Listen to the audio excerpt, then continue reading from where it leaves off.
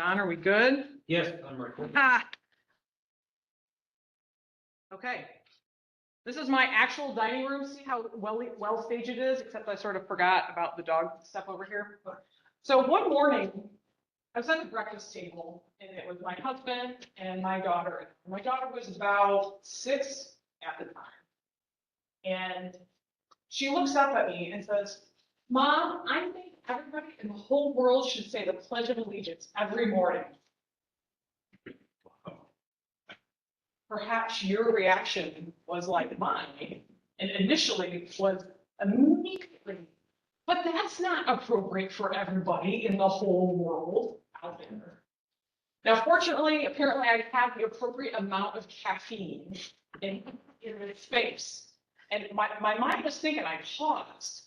And I was like, I better make a decision real fast because my husband's already dying for this one. And I turned to her and I said, "What does the Pledge of Allegiance mean to you?" And she says, "Well, it's people talking about how they want to work together to make the world a better place."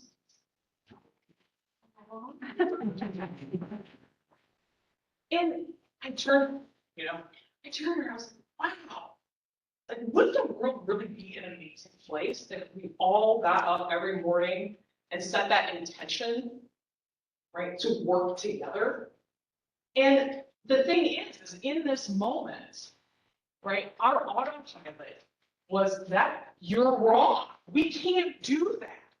And the challenge is that we're wired this way. When we hear something, right, that's very incorrect or inaccurate, we go to do it. But I paused, right? I had my good parenting hat on that day.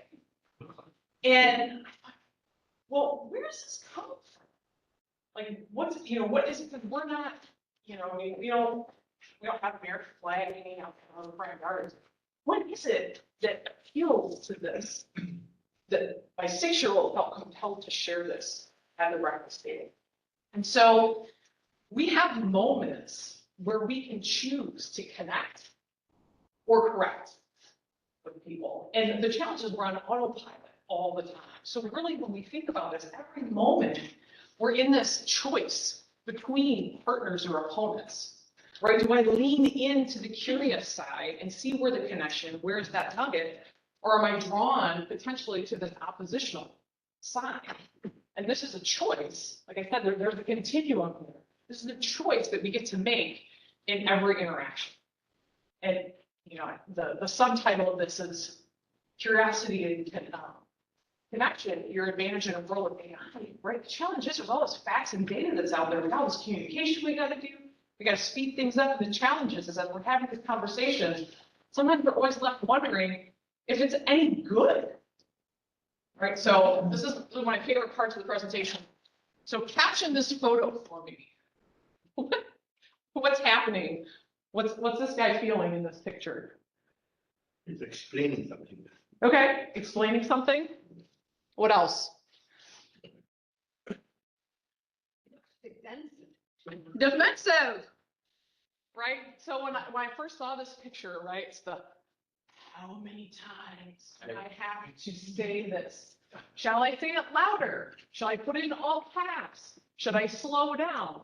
And so that's the challenge is we don't always know if the communication is good. And so when I think about communication, there's 2 channels in here. We have the facts and data channel, okay?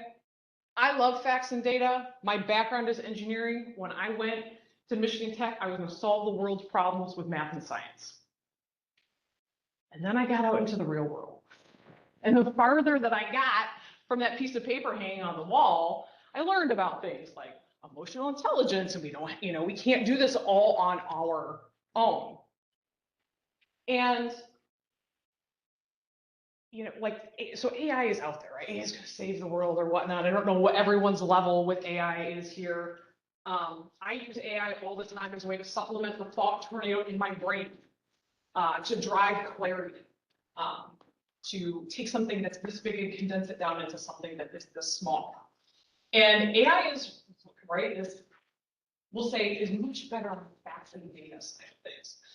This is a framework from a friend of mine, Kendra Corman. She has a marketing communications business. She teaches people how to use AI in communication. And this is her model. And I wanted to share it because I think there's some really interesting parallels. So this is her 6-step process in how to get valuable communication, how to get what you want out of AI. And so here is the characterize part. Align purpose with your company and audience. Define the task. Provide AI with all the necessary details. Ask it to adopt your desired tone and style. Instructions for format. Generate content with your unique touch. So I think of AI like an unpaid intern, right? So it can do things, but we really have to set this context up with it. We have to build a structure, we have to teach it. But when you look at this, how different is this really from the conversations we need to have with people that are new in our organizations for them to right? It's a similar challenge. We want people to show up and we're like, oh, right? Like the little Google Maps guy, you pick them up and you drop them in the street view, they're there, right? We want this to happen automatically. It takes time to bring things in.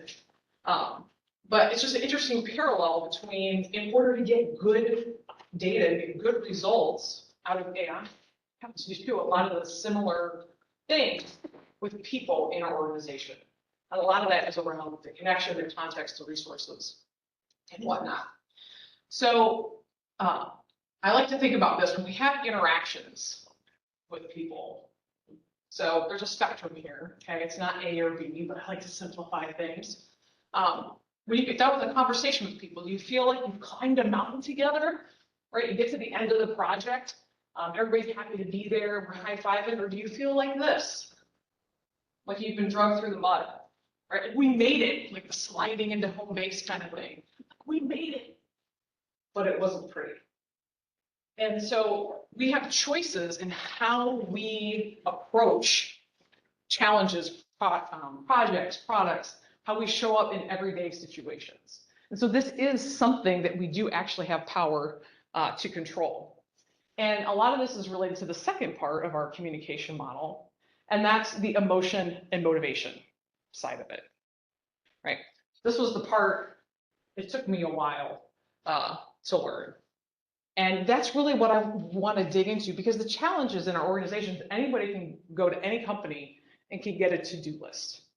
Here's the things that I need you to do, right? People stay in organizations and feel like they've climbed that mountain together, or want to do it, or maybe even get dirty in the mud part together, because there's something that's triggered with them on this emotion and motivational channel. We need to be able to communicate on both to get the hearts and the minds of the people on board with our projects.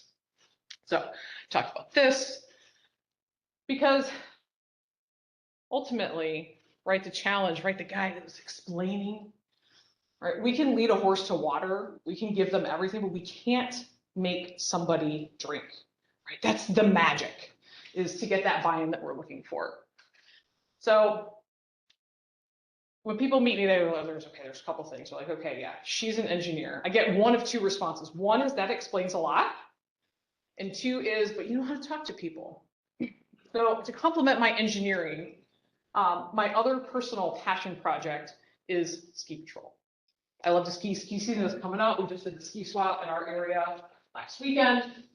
And in addition to just going out and having fun and helping the ski club with my friends, I also teach skiing for patrollers. This season, I had the opportunity to work with a young adult patroller that was joining our patrol. And we worked on the same thing for like 3 weeks. She wasn't like to get it. With Sarah. So I said, hey, Sarah, come over here. You know, let's come over here. Let's break off from the group. We have plenty of instructors. Let's see what's going on. I said, hey, we've been talking about this for a few weeks. I mean, I know you had heard this before, but I can see you're having some challenges implementing what we're talking about. It's really all about the stance, having this nice balanced, active stance. Okay? Now, if I'm going to be in ski pose, right? This nice, balanced, active stance, right? So I'm kind of ready for everything. I can move around. And she was skiing more standing up. Watch this. So I said, what's going through your mind when we're talking about this, right? Like fear, what's going on? She goes, well, my butt sticks out. Right? Well, what 16-year-old girl doesn't, right? She wants to look cool when she's skating, right? I mean, okay, like, all right, okay, I got you. Okay, give me your phone, right? I know you got your phone on. Okay. So I'm gonna ski down about halfway to right there. I want you to ski toward me, ski past me, and all the way down to the bottom until I'll meet you at that lecture/snow machine over there. Okay, like this is on your phone, you can delete it, I'm not gonna show anybody else, but I want you to do the most, right? I want you to stick your butt out as far as you can. Okay, I want it to be really awkward. Okay, just ignore the feeling, just keep moving. So, go down on my spot, commenting, going, I ski down and I pull it up. I said, okay, Sarah, first of all, before we go to the tape, how did it feel? How did your skis perform? How did you feel about your ski performance? Because it was actually pretty good. Okay, all right, I will agree with that. To the footage. Sarah says, my butt's not sticking out. Ladies and gentlemen, her butt wasn't sticking out. The challenge that we have, right? The thing is some people, you know, how many times do I have to tell you to maintain an athletic stance? We're going to the hill, right? We get frustrated because we told people something a million times.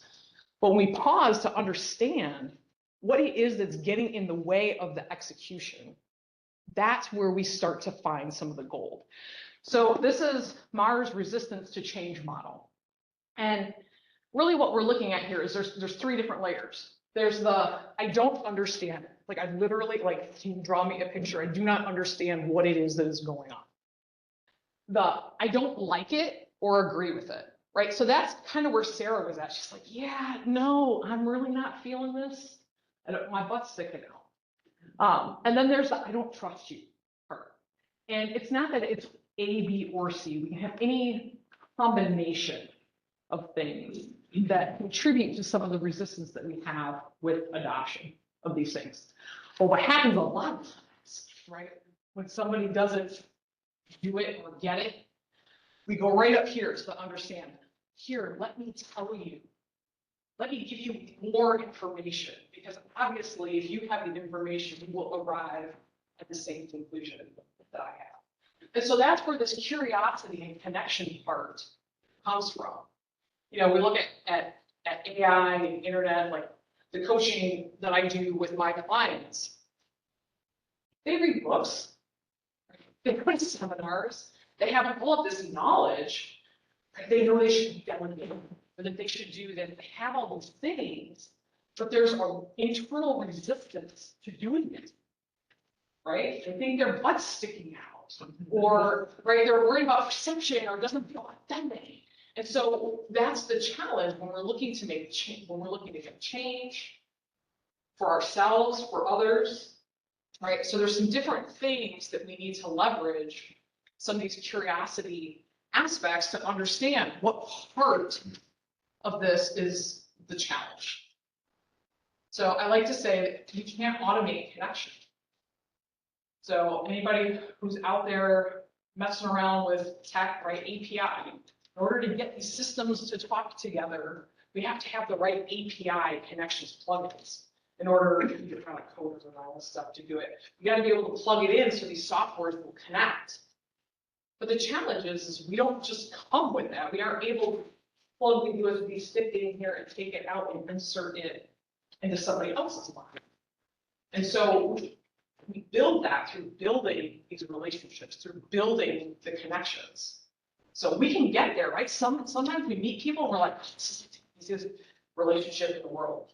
My husband and I, we decide we're gonna, who do you want to hang out with this weekend, right? Some people are like, they're too much work, right? Like, I'm not gonna do it. Because we have to develop that relationship to make things easy so that things happen automatically. Now, partners versus opponents. So some things about language. We talked about the challenges. I'd like to shift things and talk about some of the few different mindsets that we can look at as we get into this. Some of you may have seen this concept of yes and, very, very popular, I'll say, in the circles that I run in. I see this often. This is a big part of improv comedy. Who here has seen people do yes and in improv comedy? Show of hands. Okay, great. Well, there's some pretty good improv down here at Arbor, so if you haven't seen it, I suggest you check it out. But the idea with this, and when we get into situations where there's conflict, right, with this partners versus opponent scale, if we're deadlocked in something, we're not getting it.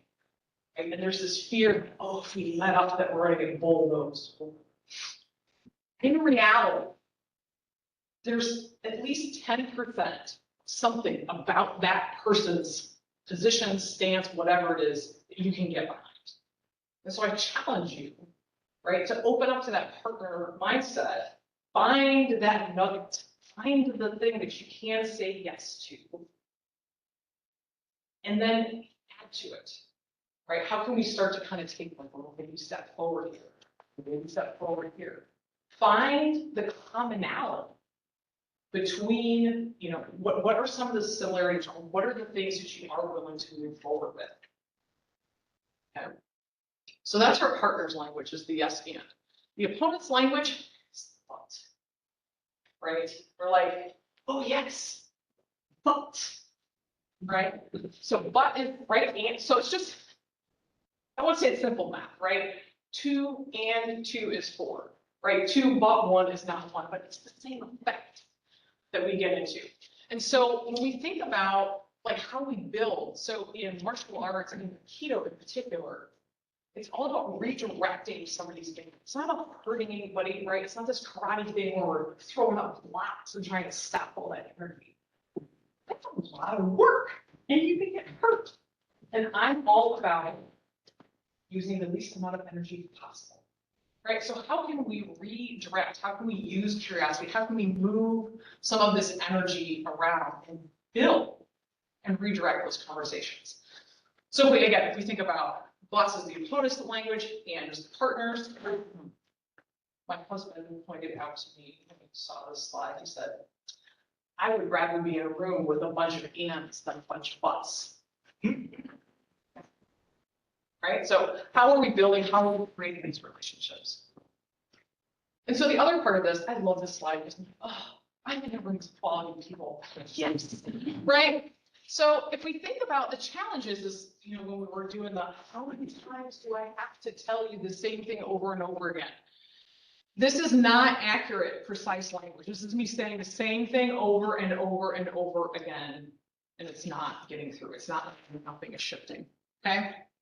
So over here, we're kind of trying it a few different ways, but we're not really we're not moving anything anywhere. Right over here, we're starting to dial it in. We're seeing, right? We're getting there, but here we're really nailing it. And so right, we do this with instrumentation all the time and trying to nail it. How are you looking at your communication with people, right? If you're not getting through, you're feeling that resistance, right? Is it like, saying the same thing over and over again? Here, are we turning our, this not accurate, not precise? Do we have our listening ears on? Are we open to having that conversation? So I think about this as curiosity calibrates communication for connection. How do we ask the questions to understand those aspects of internal resistance? I am not, last week, I had a whole bunch of new people that were coming through a program. I had a lot of one-on-ones. We utilized some assessments. Every single person's thing had on there. right? That was the opportunity that they. Right? The first thing that we have to do, look at delegation, right? People, we understand what it is. It's not a facsimile, right? The challenge is there are things about trust that are buried in there. Like, do I trust this person? Where are my expectations? And so this is the, right, these are the things, like when we go back here and we look at this, you know, even in our thoughts, how do we start to fine tune? Where's the resistance? And how do we work to make that shift? So, who loves a good flow chart? Yes. Okay, right, me too. I'm like, in all my years and, well, I guess I didn't really introduce myself either. So let me, hang on. I didn't get, okay. Let me hit pause for a moment. Let's go back in the time machine. So, I was in industry for 20 years. I've been in aerospace, I've been in automotive, I've been in medical device. I'm a CQE, I'm a CMQOE. I have a master's in engineering management at Eastern Michigan University. And, you know, back to that facts and data, emotion, motivational slide. In a lot of the quality management stuff, I was, you know, root cause action, working with all parts of the organizations, aftermarket, contract negotiation, manufacturing, all that stuff. Seeing the big picture of everything, it all came down to the super focus on the product, on the process, and missing the people and the communication part. We're super focused on the facts and the data, and we're missing this other part. I'm all for Lean Six Sigma, right? Reduce waste. Let's be more efficient. Let's do more with less. Well, those things are all flow chartable, right? We can value stream map those things, right? Here's all the good pictures, some sticky notes, some Sharpies, yeah, okay. I love all that stuff. The challenge is that there's a lot of waste in our heads. And we're the people that are creating the products, the processes, that are doing the Lean Six Sigma. And that's the thing that's inspired me to do the work that I do with leaders and their organizations, is how do we look at that internal resistance? What are the patterns? What are the barriers? How do we increase the communication, knowing that we can't just take our brains and make this beautiful flow chart? Love it. So in a conversation and communication, right, sometimes this might be where we start. Well, this is what I want to say, and here are going to be the things that these people may not like about it, and so I'm going to prepare for this. Now, I'm for that, because that's doing your homework. That's knowing your audience. And that's really important. We can't make the conversation go that direction, right? That's not real communication. That's not real connection. And so what we have to do is we have to learn to dance. So this is the part where I scan the audience for cringing here, right? Because this is all about being able to be in the moment, okay? I've had a lot, right? I have a lot of these conversations too of, well, I have a plan, and I go out there and this is my plan.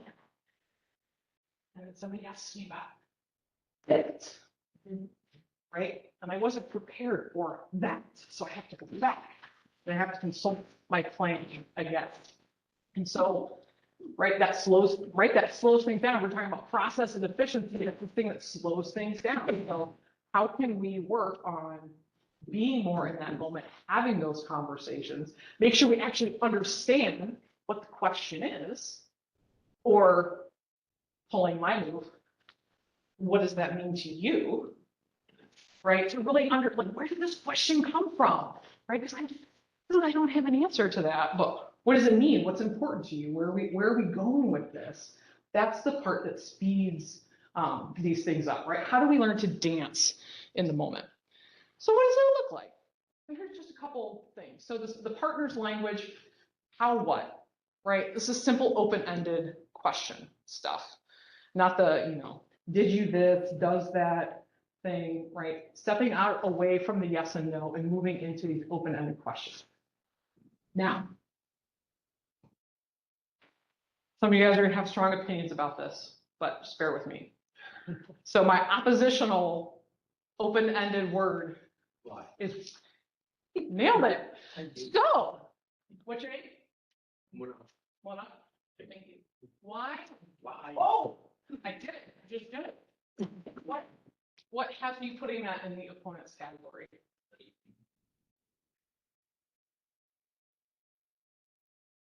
Wait, another word you think, another. Yeah, what would, so I said, I'm like, yeah, for everybody. Why is a beautiful open-ended question, but I put it on my no-go list. Andrea? Yeah, it's challenging. It's challenging, That's it. yeah. Challenge. You guys ever walked up to an operator on the manufacturing floor and say, why did that happen? Right? It can be really confrontational. Right. It is open-ended, but if you ask the question, let's see if we come over here, stop and say, what was going on that led to this issue? I think It has a totally different feeling to it. So I love why, because it's short and it's curious and it's open-ended. And I'm sure many of you know the 5 whys. I love the 5 whys for its simplicity. I wish that we could relabel it a little bit too. Right? Right? And what was the condition? You know, what were the conditions that, right, that created this? So it's not taking, it has the curiosity part, but to me, there's good curiosity and there's bad curiosity. I mean, there's a spectrum, but to simplify it, right? The bad curiosity is why did you do that?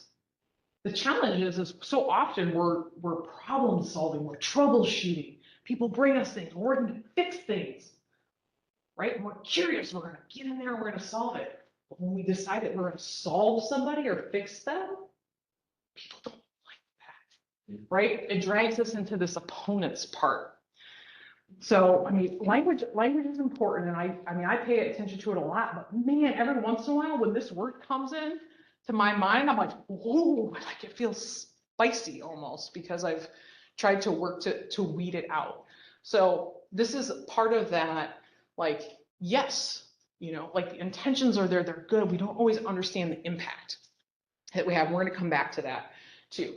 So, right, every exchange is this opportunity to connect. Like, how are we showing up? Not just like, how are we checking the boxes and doing the things, but how are we having these conversations? Let me do a little time check here. Okay. We're doing good. Hang on, let me get a sip of water. Okay. So the other big killer of curiosity is taking it personally. A challenge is to challenge you to stop taking it. I'll say so personally.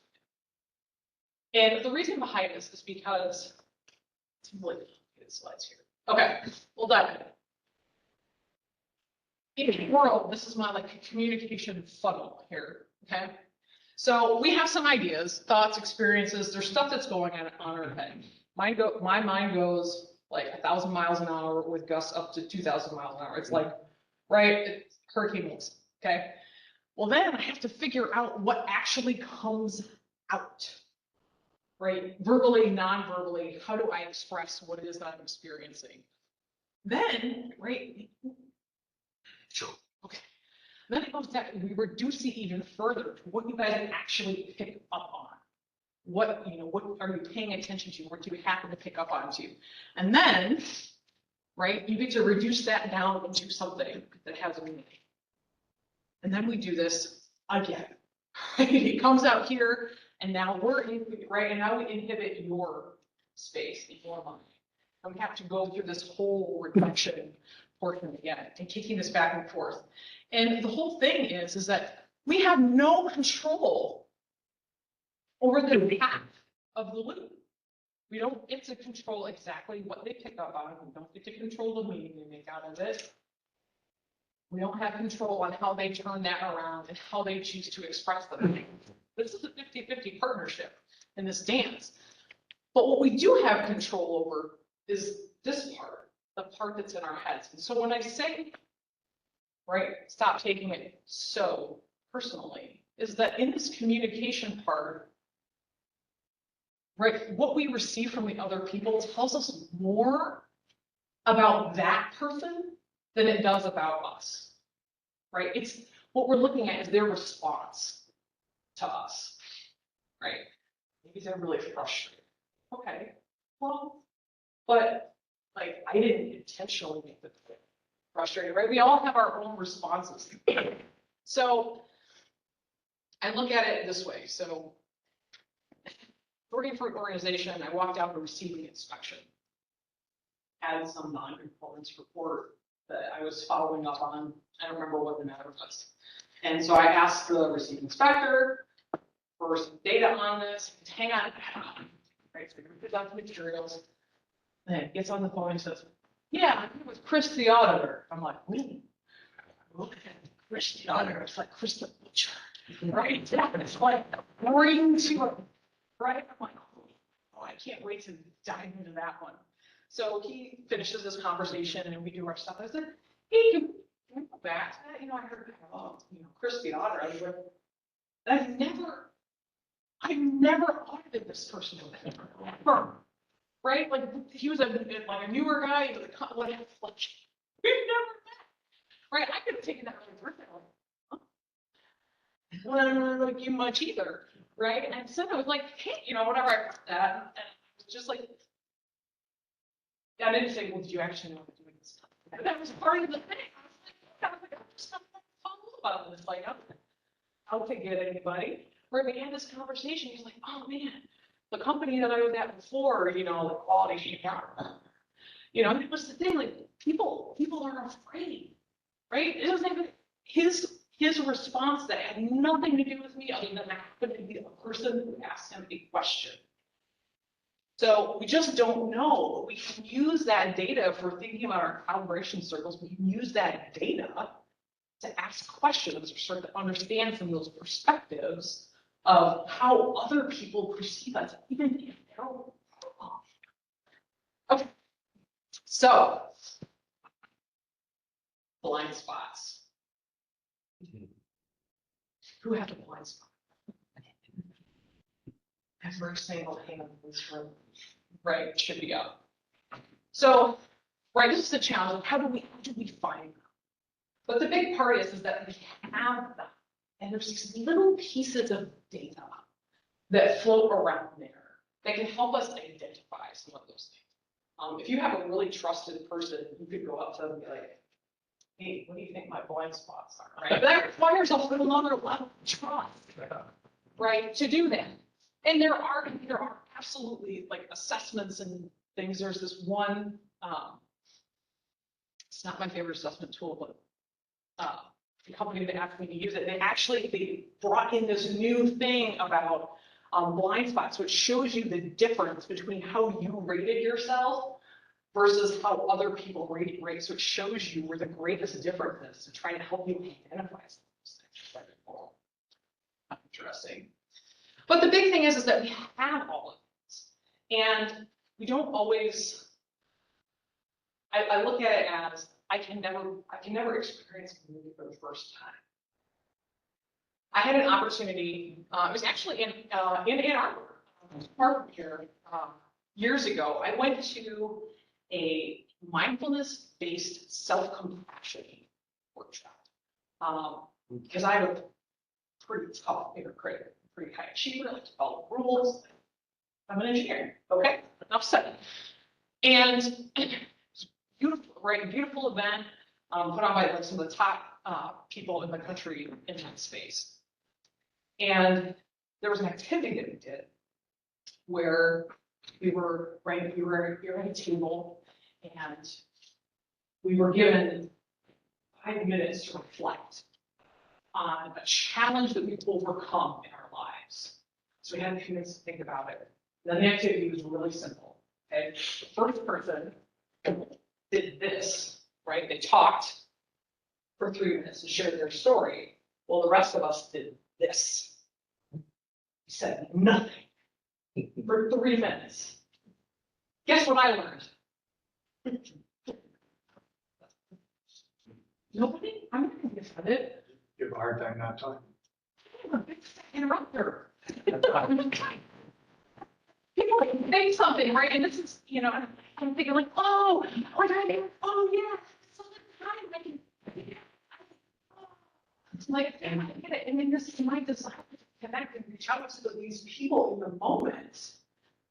I was me and my experience. I didn't do it, but the thing, because I wasn't allowed to talk, right? Simon Coyote. because I wasn't allowed to talk, I felt this like gravitational force toward the other person. And I'm like, oh, wow. Now, this is more than 7 years later. I still feel that. And I know that that signal is to shut my mouth. Right? So the challenge is that sometimes it takes a little while to uncover things. And I meant so well. Like I wanted to connect with this person. I had empathy. Right? And this is the challenge, is that there can be a gap between our intent and our impact. I wanted to connect with people. I wanted to say that I understood them, that I felt for them, that I cared for them.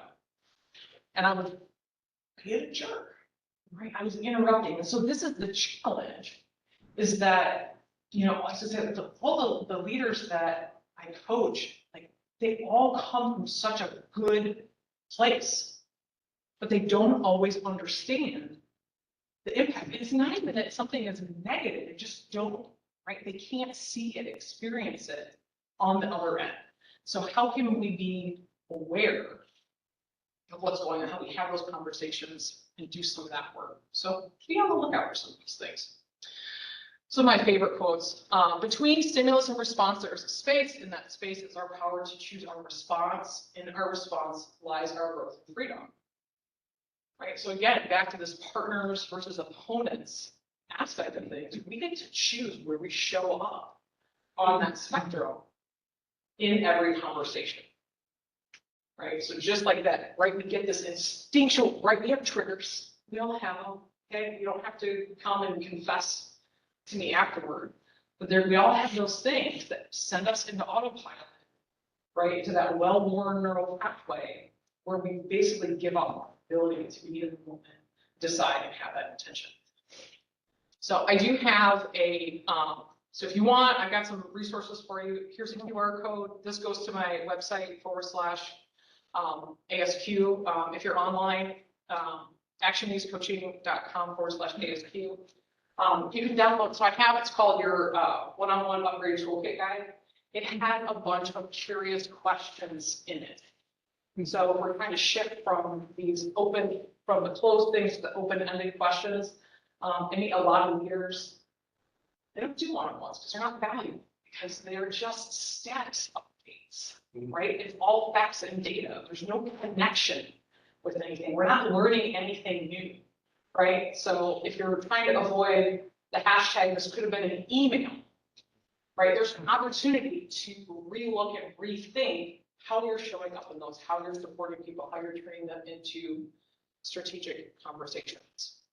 I do also have, I have a podcast. It's called Leading Beyond the Spreadsheet.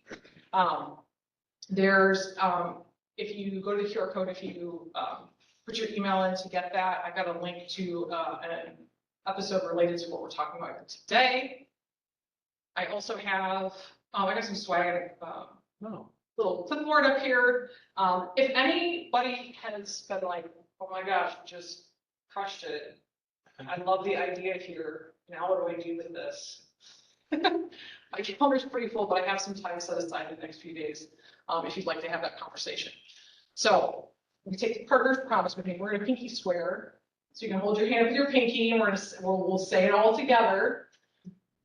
All right, so I'll do the pinky point. So today I choose to listen with curiosity, dance with the differences, and prioritize expansion over growth.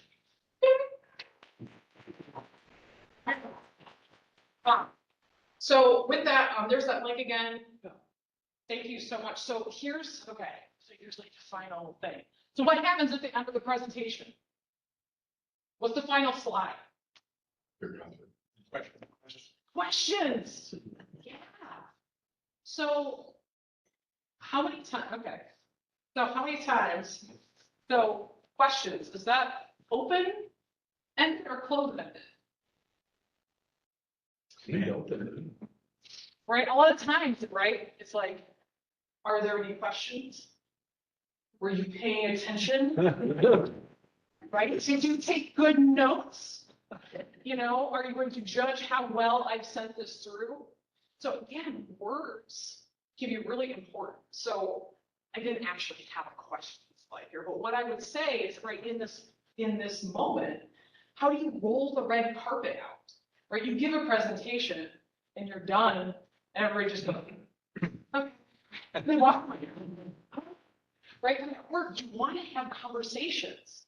Right? You want to invite those things, and people have ideas, conflicting opinions, or have this piece of data, this thing you really should know about. And you never got the memo. You want that. So I roll the red carpet out and say, what questions do you have? Because I invite them and I anticipate you have them, and they are welcome.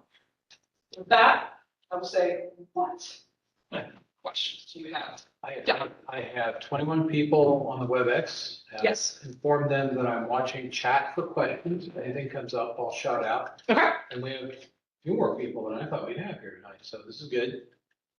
We've got plenty.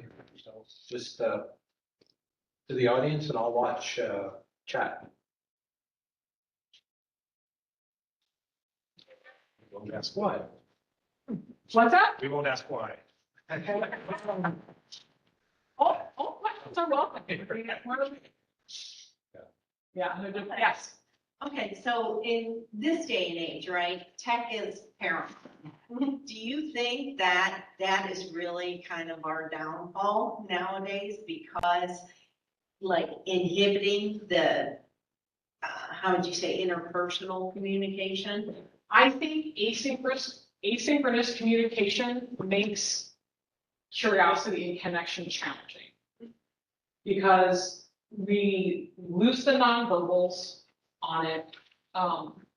People have preferences on how they make, right? Some people like executive bullet points, right? Some people like the essay, right? And that's the challenge. Like, some people can't focus on bullet points, and some people can't be bothered to read the essay. And so I think that that's one of the challenges. And so, right, it's I was gonna say, when I was in industry, I was like, before we all the remote stuff, I was the email person. Like, I would just get up and walk to somebody's desk and have that conversation. Now, we know we can't do that with everybody. But how can we have the conversations? And even, right, and so then some people were like, oh my God, more meetings, really, like, more meetings. It's being intentional, right? Of the, well, like, what, this is what I'd like to get out of this conversation, like, like being direct, like, hey, this is what I'm hoping for, that we can come to a resolution on this. What are your goals? Like, right? Like, what's important to you in this conversation? So I think a lot of times we leave things to chance, and that we need to create some intentional spaces to connect. So that's my very generic, high level answer. I think that it can be done. I say, people say, I don't have time. I don't have time for that. And a lot to that, I say, well, how's it going, right? I mean, how's it working for you for some of those relationships? So, right, that's the challenge. It's give and take. So we can't automate connection, but we still have to build some of those relationships so that we can go faster.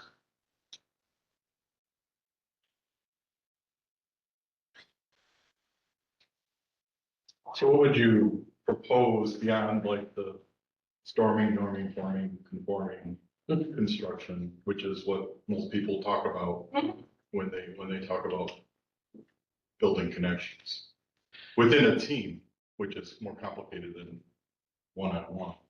Yeah, so with that, those are like the typical phases that we right. The names of the phases that describe how we build those relationships. The question that I have to ask is, how, if we're saying like, oh yes, this characterizes what happens in teams. My question is there something intentional that's happening in how you're building that team, or is that just like something that's thrown to chance? And now we're like, oh, now we're in the storm. We have this like moment of like, oh, now we've entered this. So I think that there's an aspect of intentionality to it. So a lot of times, I have a senior leadership team. that I'm working with, and they've remarked, like, what is so magical about, right, like having you facilitate this? And sometimes the answer is that we've created some ground rules, that there's some structure, that there's a right, versus like, oh, we're having a meeting and we're doing the thing. We think everybody thinks that they know what they want out of it, or they aren't in it, and everybody's on the same page. So, again, having a little bit more, so do you see the storm going in my head right now? There's like 1,000 things. Give me a moment and let me settle it down. Because I have an answer. It's there. I just can't. Get the AI support. Yeah. Where's tech support, Don? All right. So back to my question. We're talking about the intentionality. Oh, okay. All right. I'm there. Yeah. So who works in a matrix organization? Right? And so the challenge is we work with a lot of different people and we move from project to project. And sometimes, right, we carry these different assumptions, we move into things. We don't take the time to have a conversation about, like, what are the ground rules? How are we going to support one another? I ain't got time for that, but I'm telling you, when you can create, right, when you can create some of those boundaries or that shared vision, that's going to get you farther a lot faster, right? It's like, what's in scope, what's out of scope. When this comes up, how are we going to, right? We've gone through and we've created this framework about how we're going to communicate, or, you know, having the conversation. Oh, this was really great. Who here has heard of Adam Grant? Yeah, Adam Grant. He's from Southeastern Michigan. He's a professor at Wharton. His books are great. His podcast is amazing. I cannot remember the guests that he had on, but they were talking about like that intentionality part, and even having the conversation around what are the things that are going to impact our performance, right, as a team. Like, what's the stuff that's going to get in the way? Because we know ourselves. Like, how can you, like, when I start doing this, right, because I know I'm going to overthink it, I'd really love for you to say, wow, I can see you put a lot of thought into that, right? So how can we, you know, when we know these things about ourselves, how can we give permission to other people to help us out in those areas, right? Because it's the whole sports thing. At the end of the game, you know, the athletes are gonna be like, I won the game, it's all me, right? It was, right, we put in the effort, we did it all together. Nobody, you know, nobody succeeds all in their own organizations. We're all in it together, so we need to support and know how to talk about things beyond facts and data. Follow-up question? Well, and it's one thing I think is all these things you're talking about in a lot of organizations are highly filtered to satisfaction. People don't feel like they're heard on their one-on-one. So the boss doesn't think they got their message across. You know, and there's, in team building, there's alignment, right? And basically assures that half the people are going to be unhappy at any one time when the decision is made. At least half. Yeah. The people that aren't happy, that just don't want to fight anymore, they'll be quiet. Well, you go do it long.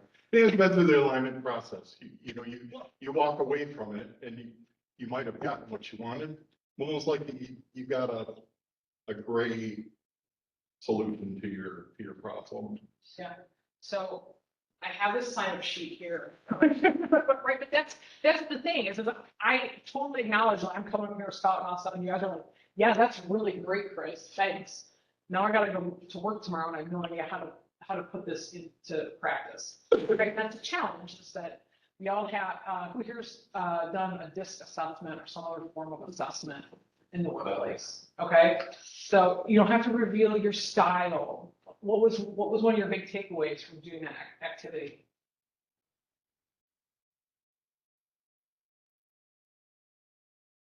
You don't put into practice how to interact with the other styles. Does it really matter? Yeah, well, okay, great, but they're the other styles, right? So the idea behind DISC is that we all have our comfort zone. Okay, whatever, I'm an open book, I'm a C, big surprise, right? And I'm on the way out outer edge of that. Like I like my rules, I like black and white, right? That's my place. But my eyes, my influencers, you know, the creatives are on the other side. I'm like, oh my gosh, can you just for me, right? They're just all over the place. I can't manage that. And so the challenge, the big, you know, one of the biggest takeaways I have when I do that with people is they're like, oh, not everybody's like me. Right? And that's the challenge, is everybody has a different comfort zone. And not all of our comfort zones have to come together and have to learn how to speak some of these different languages. Right? And in addition to that, right, we have blind spots, we have different values. Some people are more avoidant with things. Well, I hope that works itself out. I mean, we're dirty on that one. And then we have other people that are like, here, let me help you. I'm sure I can, right? And they're in there because they want help, right? They're the people pleasers, like, oh, let me get here and help. Then we have different people, and those are like the micromanager people that are like, oh, well, here, let me help you by telling you how to do it. Right? So we all have, and these things all come, right? We all come into these things from honest places, right? Like we wanting people to be happy is not a bad thing, but when we do that to the point where, you know, we become resentful because people don't appreciate what we're doing, and, you know, the people that are, you know, they're micromanaging, right? They get really high ownership of something. They want the team to succeed. They just don't know, right, how to build that connection. And so that's a big part of what I do, is helping us understand our own personal patterns and the things that drive us, and building some of that appreciation around so that we have a language in order to be able to talk about, I don't say the emotions part of things, but the stuff that aren't the facts and data, the stuff that isn't on the dashboard that we're monitoring. Kind of the classic being married thing. You get a lot of input and you want to fix it. I fix stuff. That's what I do. That's what I've always done. Not everything needs to be fixed. But say, who here has reached a point in a relationship where they know that, where they're in a place? How many people are in a relationship with a person where they come to the point where they can look at somebody and say, I'm not interested in being fixed right now? Right? So that was, right, my husband and I learned that. I'm like, we'll get into a conversation and I will say, what kind of conversation is this conversation? Is this a stress reducing conversation where you would like me to go, oh, that's terrible. Right? Like, I can't believe they did that. Would you like a hug? Right? That's stress reducing, you know, like, do you want my opinion as your wife? Do you want coach Kris? Or like how we approach conversations, understanding what people want. I saw somebody had a framework, I loved it. It was like, do you want to be hugged, helped, or heard? Right? And I think that's pretty much like how we nailed that, is right in this conversation, right? You brought this to me, right? What is it that you're looking for? Like the feedback part. Oh my gosh, I could go on, I talk about feedback all the time. Right? Like that's a tough one. So there's, oh, give me some feedback. Oh, what do you want feedback on? You know, my daughter at the top of the ski hill. Mom, watch my run. Like, and what would you like me to say to you? Do you like, would you, are you, do you know, I'm trying to be like, oh, you were so fast, honey, you know, like that was really great. But I'll ask her, I'm like, do you want me to watch you, or would you like me to, do you want me to watch something specific? Did you hear anybody say? Is there something that you want me to watch for? She's like, yeah, I want you to see how fast I go. Okay, I know what kind of conversation we're in, right? Because now I know that, like, she doesn't want to know how, right, she should also turn her inside leg with her pulse to, you know, to railroad her. What else? Are we on time? 7:01. Watching the chat, it's fairly quiescent. Okay. So, Yes. Tell us your horror story of working with a team. The most gnarly, sumptuous working. Oh, what a good question. I'm pretty seen alcohol those times. What do you think team I've worked with? You mean as a client or team I've been a part of? Either or, whatever Yeah. comes to mind. Well, I mean, in general, when I look back at teams, it's, the biggest challenges is where you don't feel heard, you feel like you're totally on your own and that everybody else is against you. And is that the reality? I'm a pretty nice person, probably not, but a lot of that is perception, right? It's how we feel. It's these small things that, if we don't know that the boss is like a bullet points, like, let's move forward kind of thing, right? That's the kind of person they are, and that's their communication preference. And I'm but didn't you read my 3-page essay email on this thing? Right, that can be very isolating. So I think I think for me, it's when there's been that greatest misalignment is where I've been least satisfied. I don't know. What would you guys say about teams you've been on?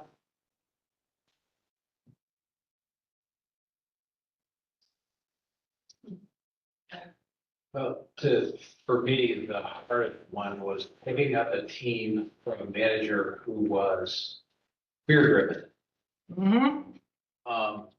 So, there was no sharing. Yeah. Everybody was in their own little, trying to defend their fort. Fear of admitting, I guess what I'll call a mistake or an error, whether they perpetrated the error or not. I mean, I was talking on chat, I'm teaching a 5Y class at this little tiny company in Toledo. And, well, let's go out to the floor and do the 5Ys. Oh, no, they won't want that.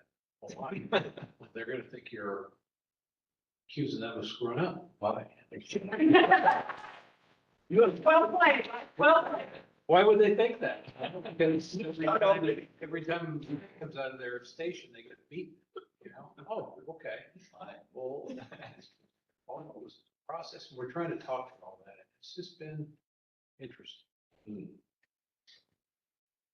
But yeah, I mean, to take over a team that was defensive and fear motivated and trying to get to, one-on-ones, what are your challenges, get people to be open about that. Get people to talk about processes that are failing them instead of just trying to do workarounds and making things happen on the side. So that was probably one of the more tough things. And they didn't have one-on-ones, so boss didn't have time for one. So that 0-1. So yeah, and then thinking about some people